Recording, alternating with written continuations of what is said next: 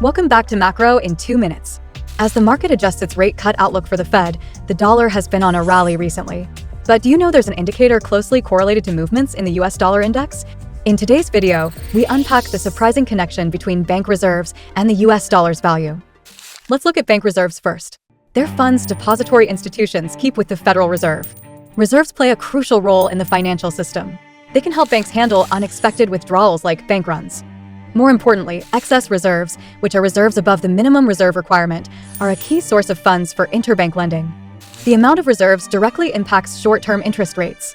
When reserves are high, borrowing between banks becomes easier, pushing rates down, and vice versa. So, what does that have to do with the dollar?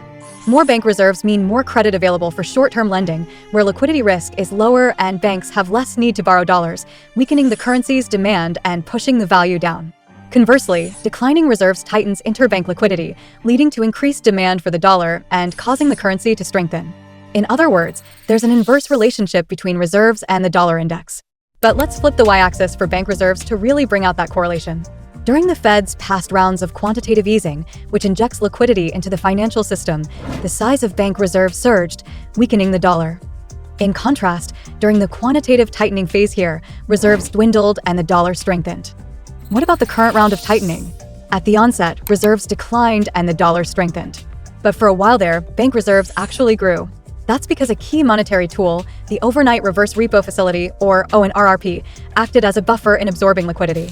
But since then, the cash parked at the ONRRP has declined drastically to just over $300 billion now, so we're seeing bank reserves decline as the Fed proceeds with its balance sheet runoff, and the dollar is again picking up. But here's the twist. In its March FOMC minutes, the Fed had begun discussions on tapering QT, which could boost bank reserves. So where does the strong dollar go from here? Let's keep an eye on whether QT tapering would happen and how that affects bank reserves.